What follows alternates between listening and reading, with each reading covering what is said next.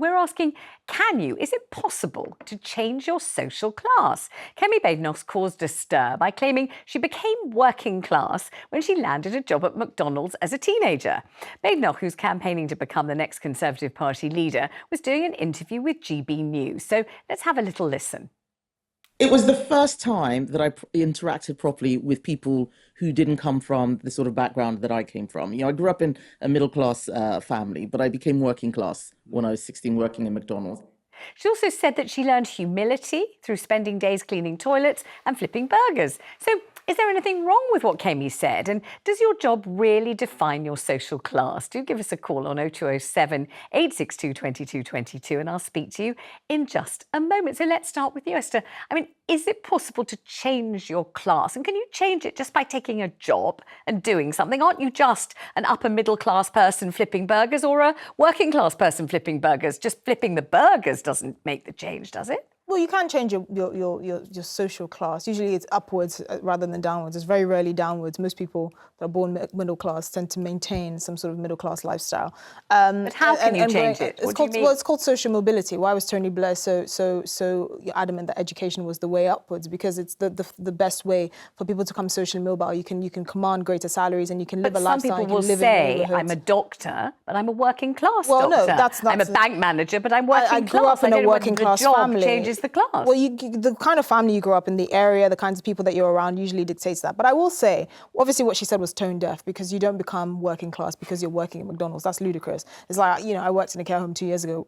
I didn't become working class. I just needed the money. That being said, this is quite a Western fixation, or a British fixation, but mainly a Western fixation as well. Because in other parts of the world, they don't usually say I'm working class or middle class or upper class or whatever. You tend to have the very few at the top that are well off, and everyone's just normal and getting by. They're just doing what they need to do to get by. And so I find this fixation on like working class or it being a badge of honor or how you speak or whatever, it's just strange. The Americans have, I think, a much more positive attitude, which is it's about what you bring to the table. Where you come from is one thing. You don't have a say in that. You don't have a say in what family you're born into or your family's socioeconomic circumstances, but it's about what you do with it. Are you given opportunities and do you take them? Do you try and make something better of yourself? Not the whole I'm working class, okay, what? So I clap Matt, for you? in this country, we are obsessed by class, absolutely obsessed. And it really doesn't matter where we are in whatever the kind of pyramid or the tier system is, but everybody just by definition can't help looking slightly down on the people they think are just below and slightly up at the people just above. And we can't just get out of it by changing our jobs, can we? Well, I hope we're not as obsessed by class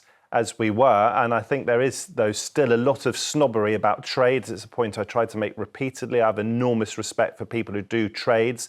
They're doing every bit as important or more important jobs than the sorts of jobs I've been doing in the media. But hang on, isn't this Keir Starmer saying my father was a toolmaker? My father was a toolmaker. And that says, yeah, your father was a toolmaker, but actually he was a successful businessman, and you were the public prosecutor. You are, incredibly well-heeled and most definitely entrenched in the middle classes. Or Sadiq Khan, the Mayor of London, saying my father drove a bus, my father drove a bus. Because I think it tells an interesting story and shows that in a society where, as you say, class is still a thing, they've managed to battle through that. I'm not sure within one's own life it's that easy to change class. Certainly, I think it's laughable what Kemi Badenoch suggested, that simply because she turned up at McDonald's, that she suddenly became working class. That's just a total failure to understand how things work. I think it says more about your character, but this is why I say it's weird, because it shouldn't really matter. Like, for example, what you've achieved as a person is independent of what your father did, who was a judge. It's not entirely independent, because I've been really lucky with the privileges I was given as a child, and I'd like more people to have those privileges. You could have also ended up as a crackhead.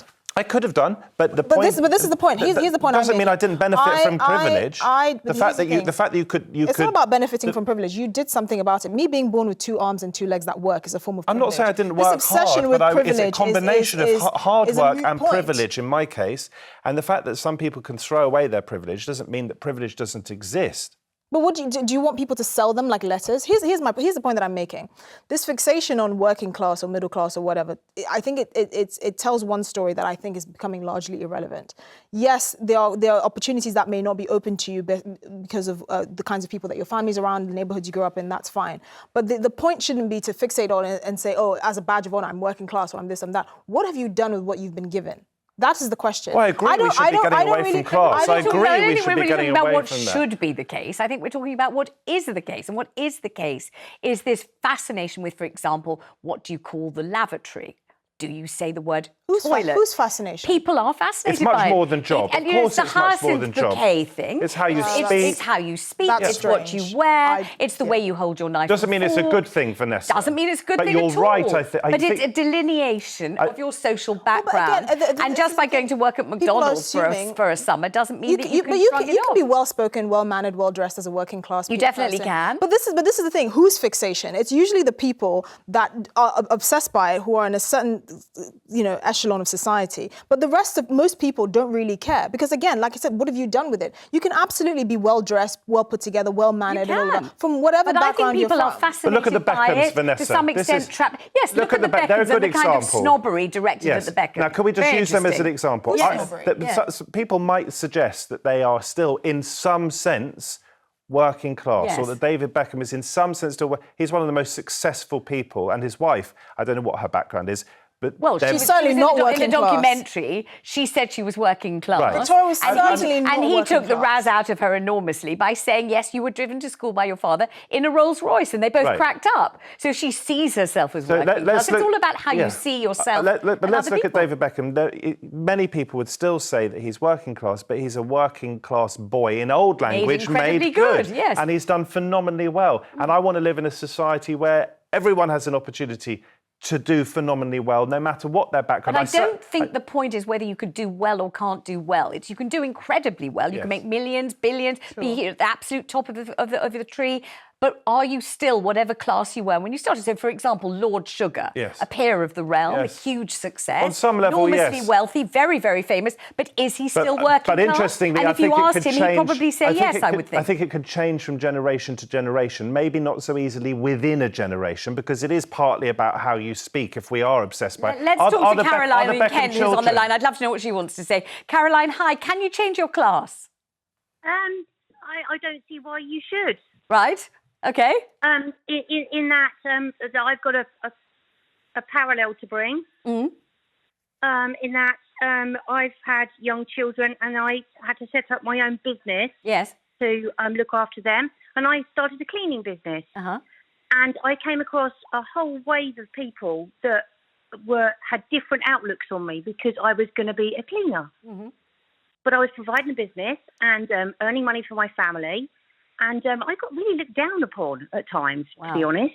God. Yeah, unpleasant. But those customers didn't stay with me for long.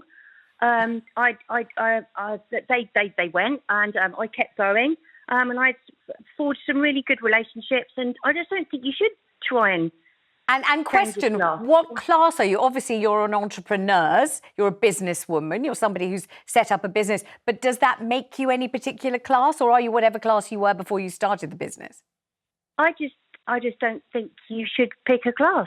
Well, yeah, exactly. Let's quickly speak to Sophie. Sophie, what about you? Hi. So I don't think you can change your social class. I don't think money can buy class, as they say. My understanding of being upper class is that you have a certain cultural capital. So you're into certain things that people from different classes are not. You enjoy horse riding, you enjoy the opera, or the ballet, or the arts. You have a lot of knowledge about the arts, and that's not something that someone from a lower class will not necessarily possess because they haven't gone into that class system. They haven't been brought up in it, so they don't have that knowledge.